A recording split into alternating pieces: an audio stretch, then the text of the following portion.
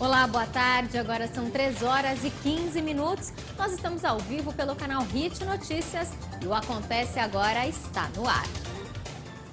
Vamos conferir o que acontece agora com os destaques do dia. E vamos direto para a Folha de São Paulo. Olha só, ministro Teori Zavascki nega recurso para anular processo de impeachment da presidente Dilma. Passando para a agência Reuters, ministro Teori Zavascki do Supremo Tribunal Federal rejeita pedido para suspender impeachment da presidente Dilma. No Estadão, a mesma notícia. Teori nega ação do governo contra o impeachment. Acompanhe ao vivo e nós vamos acompanhar daqui a pouquinho. E no Globo, Teori Zavascki nega pedido do governo para anular impeachment.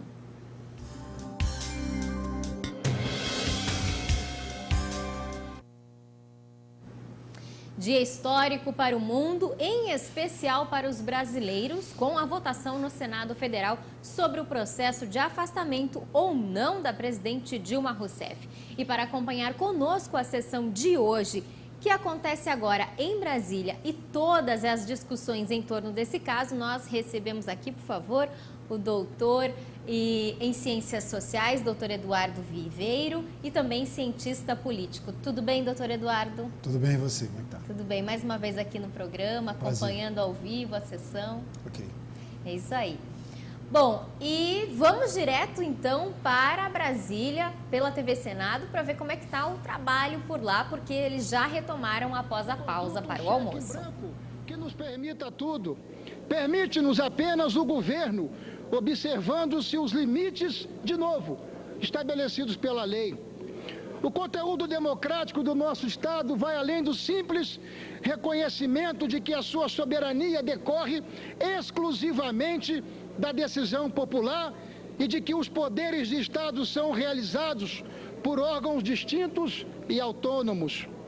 O presidencialismo não é uma monarquia absoluta com prazo determinado, o que acabaria por fazer com que amargássemos por tempo determinado o mandato presidencial, assim como os seus desmandos e a irresponsabilidade de um mau governo. E é neste sistema de controle que se insere o impeachment, o mais amargo dos remédios para se afastar o mau governante que pratica crimes cuja gravidade reside na agressão aos valores em que se funda o Estado e a ideia do bom governo. Antes mesmo da República, mas realçado nela, surge o remédio extremo do impeachment. É no presidencialismo que o Instituto do Impeachment ganha relevo como instrumento de defesa do Estado contra o mau governante que se desvia do compromisso de respeitar a lei. O presidencialismo sem a possibilidade do impeachment é a monarquia absoluta, é a ditadura, como bem frisou o nosso relator. O impeachment consiste em um julgamento político que tem como pressuposto o desrespeito à lei pelo governante e o reconhecimento social de que esta conduta o inabilita a continuar governando.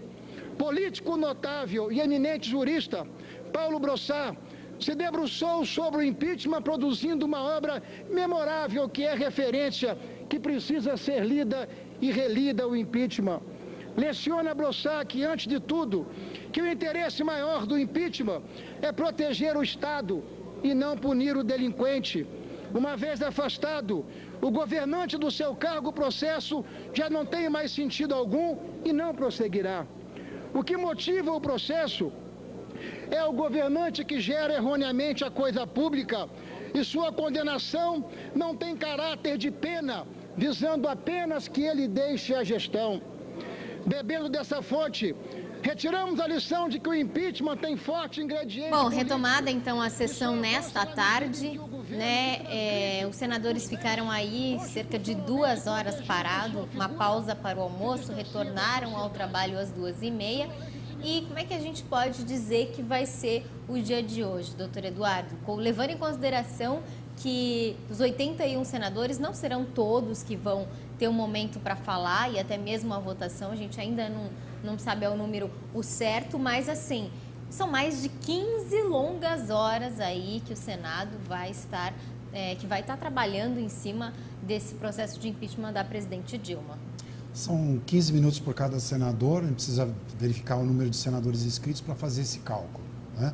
Mas a tendência é a discussão se estender pela madrugada, né? Por volta de 2 horas da manhã a gente já tem um resultado. Apesar que há um pedido do senador Humberto Costa, líder do governo, para fazer uma pausa na noite, interromper e retomar amanhã de manhã. Então, vamos ver o que vai acontecer. Não está certo isso ainda? Não, é um pedido feito ao presidente do Senado e ele que vai decidir, porque é ele que está presidindo a sessão. Bom, a gente sabe também que no começo da sessão o senador Renan Calheiros pediu aí que os senadores mantivessem a serenidade, né, nos trabalhos. Será que a gente pode considerar esse termo agora, serenidade, como algo semelhante para que eles fossem imparciais? Imparciais eles devem ser por princípio, eles devem julgar conforme a consciência deles, avaliando tanto a defesa quanto a acusação, né? Isso vai ter que ser continuado se o processo de impeachment seguir adiante, com a interrupção do mandato por 6 meses, suspensão do mandato por 6 meses da presidente Dilma, né? E a retomada da discussão no julgamento final. Então, o que se espera é que eles sejam imparciais. O que eles não vão ser nem um pouco é serenos, porque estão todos tomados por algum tipo de paixão política, né? Isso é normal, é o que está acontecendo no Brasil inteiro nesse momento. Faz parte da política, não tem como não ser dessa forma, né? O Pepe Mujica, ex-presidente do Uruguai, ele fala que a política é uma paixão superior, né? Que discute interesses, principalmente interesses morais. Parece que não é muito o que está acontecendo no Brasil ultimamente, mas vamos ver o que acontece. Bom, tá certo. Enquanto isso, também, a presidente Dilma Rousseff, ela está no Palácio do Planalto, é melhor não dar as caras hoje, nem foi pedalar. Tanto ela quanto o vice, nesse momento, tem que esperar a manifestação soberana do Congresso, do Senado, né? Então, é de bom tom que eles fiquem se preservando, articulando com as pessoas que estão à sua volta. No caso, a Dilma agora está reunida com ministros, está preparando alguma coisa para falar para a nação, e o vice também deve estar se preparando para fazer alguma manifestação, talvez não hoje, amanhã, dependendo do desdobramento da votação, que deve se definir brevemente. Bom, então você mesmo já falou do vice-presidente Michel Temer, que está no Palácio do Jaburu e também acabou recebendo muitas visitas, né? Parece que muita gente acabou visitando Michel Temer. Será que isso já demonstra o interesse em ter algum cargo aí no governo, no suposto governo Temer? Olha, toda a articulação que está sendo feita em torno do Temer é uma articulação em nome de cargos, né? Tem partido pedindo banco, tem partido pedindo ministério. Na verdade, não muda nada no balcão de negócios que virou a política brasileira, né? O fisiologismo do PMDB e dos partidos da antiga base aliada do governo vai se repetir, talvez um grau até maior, né? Para poder dar alguma garantia de estabilidade para um governo que, em princípio, vai durar só 6 meses, né? Então, a gente tem que ter tranquilidade para acompanhar essas negociações, saber o que está por trás, né, dessa negociação e dessa votação, essa decisão sobre impeachment. Se é uma preocupação nobre com os destinos do Brasil, ou se é uma mera negociação, um troco de cargos, depor a presidente e vender posições no governo para a nova situação que está se configurando aí. Bom, você falou também há pouco que a presidente Dilma Rousseff já está preparando um pronunciamento. Eu li também na Folha de São Paulo que ela está preparando um pronunciamento a ser gravado e aí distribuído e ser ouvido, então, para toda a nação. Esse é um momento muito tenso, não só para a presidente Dilma, mas para a equipe dela, que trabalha junto, né?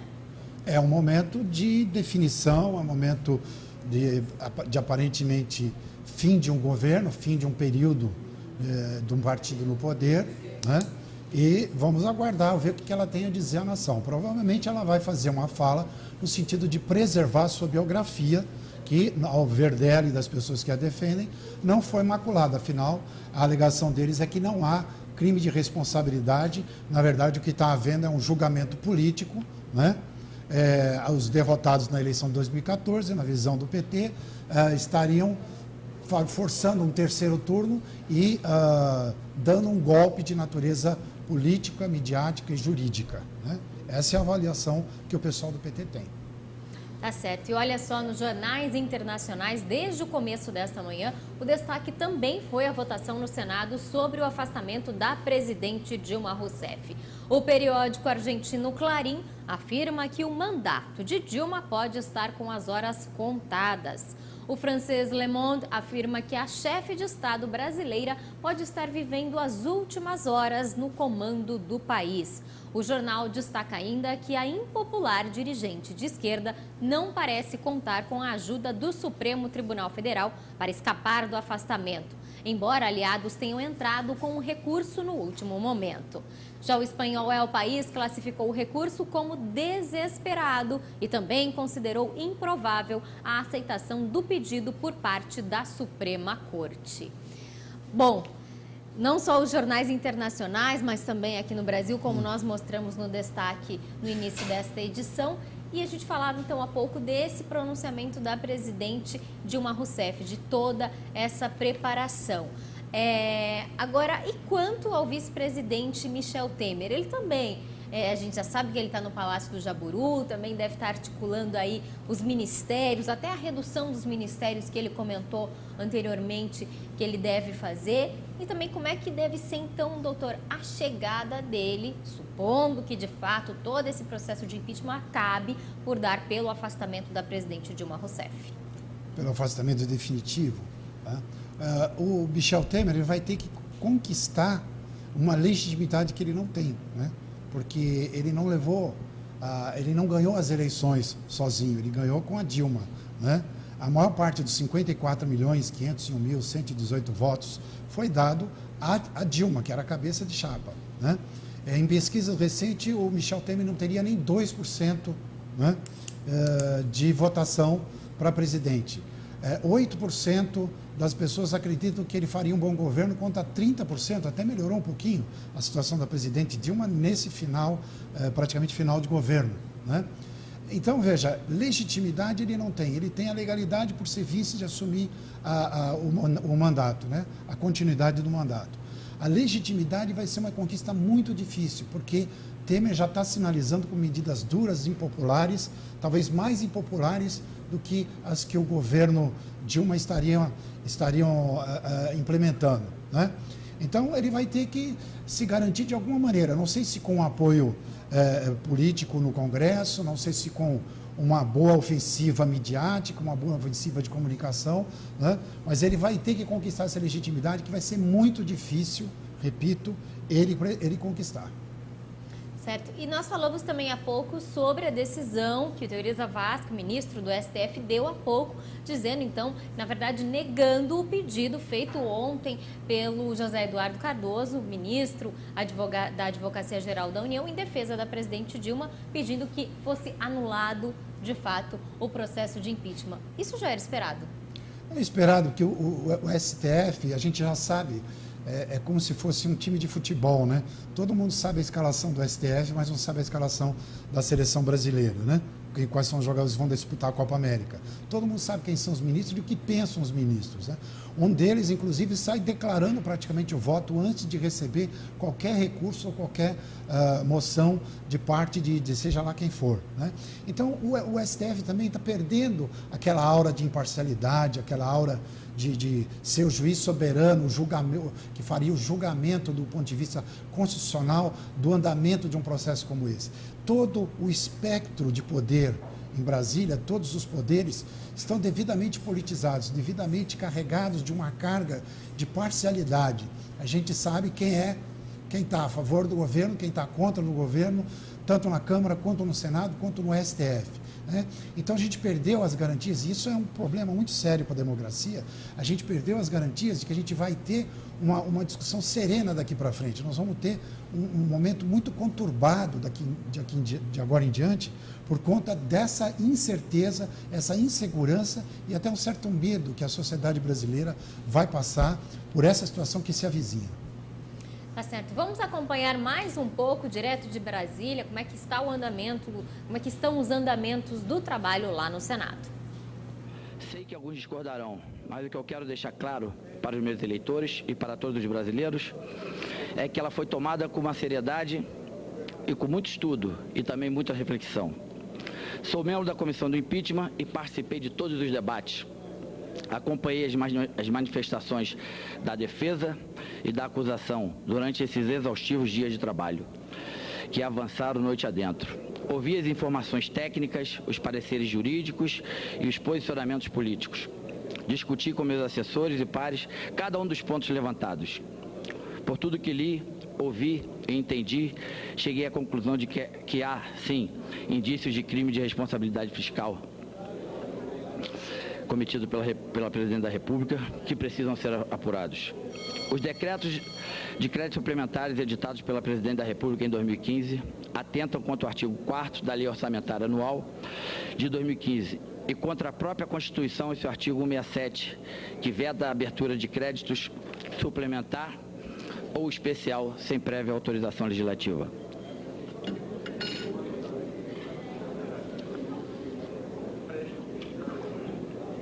As pedaladas fiscais de 2015 são também indício de crime de responsabilidade, previsto no artigo 11 da Lei do Impeachment, que proíbe contrariar empréstimo ou efetuar operação de crédito sem autorização legal. Analisei com muito cuidado o relatório apresentado pelo senador Anastasia e concluí que há indícios suficientes para admitir o processo. Por isso, votarei pela admissão do processo de impeachment. O que estamos fazendo, o que votamos hoje é a possibilidade de conhecer melhor os fatos, que é o que faremos nos próximos meses, se esse entendimento se confirmar. Estaremos debruçados com mais tempo e profundidade sobre o processo e os argumentos de cada lado. O Senado tem sido justo em seu papel e estarei novamente atento para que seja assegurado o amplo direito de defesa. É inegável que o país atravessa uma crise grave. Essa crise tem um componente político, mas não se resume só isso. Então, qualquer que seja o resultado da votação de hoje, nós senadores teremos outro papel urgente, que é cobrar do governo as medidas emergenciais que apontem para a saída desta crise. Nenhuma mágica vai nos tirar... Estamos acompanhando então ao vivo pela TV Senado as discussões e também a votação de cada senador a favor ou contra o processo de impeachment da presidente Dilma Rousseff. Há pouco vocês ouviram o senador Romário, ele ainda não fez não deu o voto dele, está no momento em que ele faz o discurso. Mas é importante a gente abordar aqui também, professor Eduardo, sobre os manifestantes que devem e que já estão chegando a Brasília, lá no Palácio do Planalto. Tem um muro da vergonha que vai dividir, então, tanto a oposição quanto o governo, né? E até para que não cause mais problemas, como brigas e tudo mais. Há pouco, 3 ônibus seguiam para Brasília. Esses ônibus foram parados, 2 deles a favor do governo da presidente Dilma Rousseff. As pessoas estão sendo revistadas. Se de fato a presidente Dilma Rousseff sair do governo, for afastada, a gente pode considerar que ao longo do dia de hoje, de amanhã, a gente vai ter um caos aí nas ruas? Nós vamos ter uma reação que é normal para quem sofre uma derrota desse nível, né? Uma reação de descontentamento, de manifestações, etc. Resta saber se a ordem pública vai ser preservada no sentido de que se garanta o direito de manifestação, se garanta o direito de livre expressão, que está previsto na Constituição, e se garanta que o patrimônio público e até o governo privado, que pessoas não sofram pela consequência desses confrontos, né? O ideal é que não haja confronto, o ideal é que as pessoas se manifestem o seu contentamento ou descontentamento, da maneira que for, mas sem agressão, como aconteceu ontem com taxistas, né? Agrediram um motorista de um carro preto, que nem era do Uber. Eu vi isso. Um enfermeiro que estava voltando do trabalho, agrediram de maneira violenta, né? E acabaram fazendo com que eles sofram um prejuízo muito grande, né? Isso que, ainda bem que não aconteceu nada mais sério. Então, o direito de manifestação tem que ser garantido, respeitado, está na Constituição, é normal numa democracia saudável, né? Mas essa manifestação deve ser feita dentro dos parâmetros da legalidade, né? A gente pode ir para a rua, a gente pode se manifestar, a gente pode fazer discurso, mas não pode sair brigando, atacando pedra um no outro, isso aí não tem sentido, né? Eu estava vendo aqui atrás que o presidente do Senado, Renan Calheiros, estava falando há pouco. Vamos tentar ouvir aí o que está acontecendo agora? No estado de Roraima, Roraimense. Senhor presidente, quando eu vim para essa casa, eu vim para cumprir a Constituição brasileira e pautar o meu trabalho em cima da legalidade. Estamos vivendo hoje um momento histórico e vergonhoso. Nunca se ouviu falar tanto em democracia. Nunca se ouviu falar tanto na Constituição brasileira. Tanto fala o grupo da esquerda, quanto fala o grupo do governo.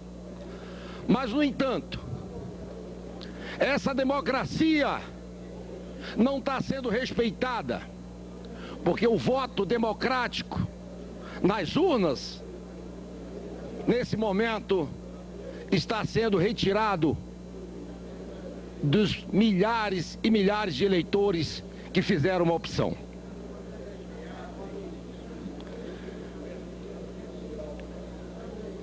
Hoje, senhor presidente, ocorre, verdadeiramente, uma tentativa de tomada do poder. Essa tomada tem um apelido, chama impeachment.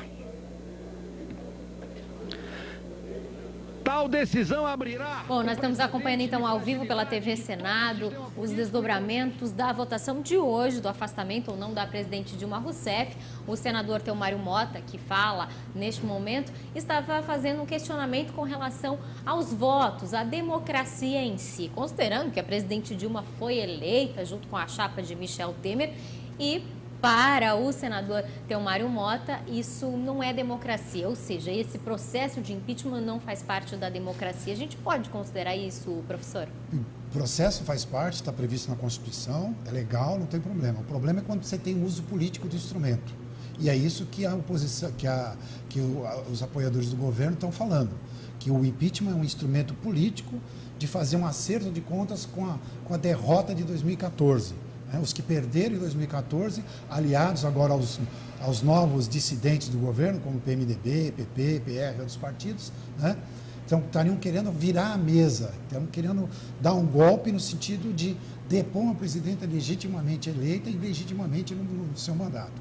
Veja, o que se diz, e os cientistas políticos, alguns cientistas políticos reafirmam isso, é que impeachment não é um instrumento de acerto de contas políticos, é um instrumento muito sério, ele tem que ser usado em extremis, né? Em último momento, como último recurso da discussão política. Né? Tanto que a gente vê pessoas votando, repetindo o que aconteceu na Câmara, né? Fazendo um discurso sobre a baixa popularidade do governo, a má condução da economia, sobre vários aspectos que fazem parte da crítica democrática, mas não entram no mérito da discussão sobre crime de responsabilidade. Por quê? Porque argumentam que o que a presidente fez, vários governadores, inclusive da própria oposição, fizeram constantemente. Aqui em São Paulo nós tivemos pedaladas, dizem, né? Que atrasaram os pagamentos da linha amarela, das tarifas de metrô da linha amarela em 332 milhões de 2011 a 2014. Né? Isso é segurar um recurso que é para ser repassado para uma empresa que presta serviços, isso é uma espécie de pedalada. Segurar um recurso para poder fazer caixa e fazer superávit num ano eleitoral, por exemplo, como foi em 2014. Né? Então, veja, esse recurso é utilizado genericamente no Brasil afora. Por que só julgar o presidente? Então, vamos ter uma série de impeachments em cascata, de prefeito a governador. Essa é a indagação que fica. Então, essa é legítima também, né, a reação do governo, dos apoiadores do governo Dilma, em dizer que isso é um golpe nesse sentido. Né? Você não tem, por exemplo, a presidente citada na Operação Lava Jato. Né? Até Michel Temer, até o Romero Jucá, que vai ser provavelmente ministro, Aécio Neves, Lula, várias outras pessoas são citadas, mas a presidente mesmo não é citada pessoalmente. Então, isso traz um sentimento de injustiça que está sendo manifestado nesse momento. E por falar em Operação Lava Jato, cabe aqui a gente já fazer a pergunta sobre o andamento dessas investigações. A gente tem uma perspectiva boa nesse sentido, né? Depois dessa votação que deve acontecer entre hoje e amanhã, se realmente a presidente Dilma for afastada e o Michel Temer ficar como presidente interino, a gente pode ainda considerar que o andamento da Lava Jato, ele deve ser positivo? Aí nós temos um problema muito sério para Michel Temer. Se a Operação Lava Jato não sofrer nenhum tipo de retardamento, de bloqueio, de obstáculo, o governo dele não funciona. Porque você tem as lideranças políticas, todos os partidos que estão articulados em torno dele, inclusive nomes que já são citados como possíveis ministros, né, são citados como investigados na Lava Jato. O próprio Michel Temer é citado, né, na decisão do ministro Eurico Zavascki, que afastou Eduardo Cunha. Sim. Né? Então, veja, um governo que tem baixo apoio popular, 8%, uma estimativa de coeficiente eleitoral, de resultado eleitoral para Michel Temer, em torno de 1 a 2%, 60% das pessoas pedindo impeachment também para Michel Temer. É um governo que praticamente não começa e já é colocado no banco dos réus. Bom, e você falou há pouco sobre essa questão do afastamento do Eduardo Cunha, presidente da Câmara, que está afastado pelo Supremo Tribunal Federal. Essa decisão ainda é incerta, né? Mas, enquanto isso, considerando que até que seja decidida essa questão do Eduardo Cunha, ele que é do PMDB, também no Senado nós temos o Renan Calheiros presidindo, que é do PMDB, e se o Michel Temer entrar, ele que também é do PMDB. E aí parece que o PMDB vai tomar conta da política no Brasil? Eu já tinha comentado uma outra vez que nós estivemos aqui, que o PMDB vai virar vidraça, né? Ele sempre ficou como aliado do partido no governo e não se expôs totalmente a um desgaste político, né? Mesmo essa crise do governo Dilma, a questão econômica, a questão política, etc., o PMDB foi se afastando até romper e ficar agora na perspectiva de tomar o poder. O problema é que, com Eduardo Cunha, enquanto ele tiver qualquer perspectiva de poder fazer uso do poder em Brasília, na Câmara, e junto a deputados, dizem que a bancada dele tem mais de 200 deputados, né? Ele vai ser um problema para qualquer governo, né? Se ele se sentir traído por Michel Temer, Romero Jucá e Renan Calheiros, ele pode levantar algumas suspeitas, algumas denúncias, alguns problemas para o próprio PMDB, né? Se Eduardo Cunha, como também já foi citado, né, está por trás, por exemplo, daquela decisão meio atabalhada, atrapalhada do Valdir Maranhão de suspender, de anular as sessões da votação na Câmara e depois voltar atrás, né? Isso foi um sinal, e parece que o colunista do Globo alertou para isso, é um sinal que Eduardo Cunha está dando de que ele está presente na cena política e ele não vai sair de cena sem fazer um estrago significativo. Então, veja, um possível governo Temer, né, ou se livra definitivamente de Eduardo Cunha, né, livra ele do foro privilegiado e coloca ele sob a alçada das investigações da Lava Jato, do juiz Moro, do Ministério Público Federal e a Polícia Federal, ou ele vai ter que ficar negociando nas sombras, nas trevas, como a gente fala, né, com Eduardo Cunha durante um bom tempo. Isso não é nem um pouco saudável, e isso a presidente Dilma, o governo, já tem uma bela experiência do que é conviver com Eduardo Cunha. E agora a oposição também, veja, Aécio Neves, que seria um dos privilegiados, um dos que ganhariam com essa situação de queda da presidente Dilma, está completamente afastado do cenário político. Quem vai assumir o poder não é o PSDB. O PSDB vai ser linha auxiliar, vai ter um ministério ou outro, mesmo dentro do próprio PSDB. Já tem gente dizendo, não, é melhor apoiar e não entrar no governo. O DEM, Onyx Lorenzoni, o líder, secretário-geral do partido.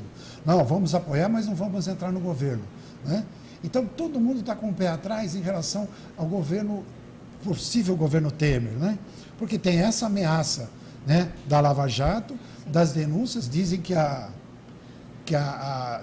uma possível delação premiada do Eduardo Cunha teria papel suficiente da gente ir até o Rio de Janeiro e voltar, né? Caminhando tranquilamente e lendo o que ele está dizendo ali, a pé, né?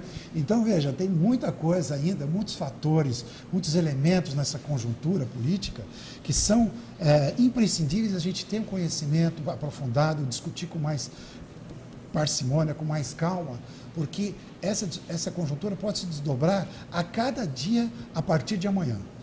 Bom, são muitos cenários ainda acontecendo, né? Muitas coisas, na verdade, acontecendo no cenário político. Muitas máscaras ainda devem cair, não considerando só a questão da Operação Lava Jato, como a gente falou também, talvez mais delações premiadas aí para frente. Bom, as máscaras que foram impressas para o Carnaval, de Eduardo Cunha, etc., que até chegaram a ser usadas, né, na votação na Câmara, essas caíram, né? Já temos um dos elementos, um dos peões, não digo peão, né, porque o Cunha era, vamos dizer, um cavalo, né, no jogo de xadrez. Uma das peças do jogo está temporariamente fora do jogo. Então, essa máscara está começando a cair, né? Agora, vamos ver como o governo que está se formando vai aparecer para a população. Fala-se em paz, em retomar a tranquilidade, em democracia. Os discursos são muito bonitos, né? Mas nós vamos ter confrontos porque nós estamos vivendo num país extremamente dividido politicamente, com pessoas indo para as ruas para discutir, para rejeitar essa situação que está acontecendo, outras para apoiar, né? Então, precisamos ter muita tranquilidade para acompanhar essa conjuntura, essa cena política, para que no futuro a gente possa fazer uma narrativa histórica, Roberta, né? Que leve em consideração todos os fatores que aconteceram, que nada fica oculto. Por isso, assim, o baile de máscaras é o jogo da política. A história, com o tempo, vai tirando as máscaras, vai desvelando, vai tirando o véu, né, da cena oculta, né? Com a internet, com as novas redes sociais, mídias sociais, a gente tem a possibilidade, né, de ter mais rápido esse desvelamento, né? Então vamos aguardar, vamos ver os desdobramentos a partir de amanhã, né? Praticamente é uma situação já definida, o governo Dilma acaba, pelo menos temporariamente, durante 180 dias nesse momento. Vamos esperar os pronunciamentos tanto da presidente quanto do Temer, né? E vamos estar atentos, né, ao comportamento dos meios de comunicação, da internet, para sentir qual é o pulso, né, da sociedade, da política, daqui a 15 dias, 20 dias, um mês, 6 meses, enfim. Está muito atentos para o desdobramento de tudo isso. Vamos ouvir então mais um trecho do senador que ainda faz o discurso lá no Senado Federal. Eu vi aqui senador dizendo: vamos acabar a corrupção, vamos dar um outro norte, vamos trazer o sonho, vamos trazer a esperança, vamos dar ao povo a oportunidade. 7 ministros envolvidos em corrupção. É esse o futuro? É esse o futuro? Nunca esse é o futuro do Brasil. Quem foi para a rua, quero falar com você, professor, enfermeiro, médico, dentista, estudante, pai de família, empregada doméstica que a Dilma valorizou. Vocês que foram para a rua pedir um país diferente, nós estamos vendo. Bom, a gente vai continuar acompanhando então ao longo da tarde de hoje o que vai de fato acontecer com o futuro do país. Doutor Eduardo, para finalizar sua participação aqui, o que podemos esperar quanto ao futuro dos brasileiros quando a gente fala na questão de economia, saúde, políticas públicas e até mesmo educação? Bom, nós estamos vivendo uma crise muito séria do ponto de vista econômico, político, social, cultural, enfim, todos os aspectos da sociedade brasileira, né? Mas o brasileiro é um povo muito resistente, um povo resiliente, como a gente diz, e consegue superar vários obstáculos, né? O que a gente tem que estar atento é o que vem por aí com o possível governo Michel Temer não é nada que vai satisfazer a massa de brasileiros, a maioria da população, né? Alguns, até pela paixão política, vão se dizer: estou vingado, venci agora, né? Superamos um problema, etc, etc. Esse discurso vai ser muito comum. Agora, prestar atenção nas medidas concretas que vêm por aí, porque medidas impopulares já estavam sendo tomadas, né? E algumas muito piores vão ser tomadas na direção de direitos trabalhistas, de previdência, né, de aposentadoria, saúde, educação, desvinculação de recursos dessas áreas vitais. Já está sendo aventado tudo isso, né? Então, assim, a sociedade tem que estar preparada para resistir a algo que ela não concorda. Se ela não concorda, ela vai continuar mobilizada, ela vai continuar se manifestando, né? E a sociedade política, a classe política, tem que ter sensibilidade para tomar o pulso da sociedade, saber o que a sociedade está pensando, né? Se ela está satisfeita ou não com a condução dos negócios públicos, né?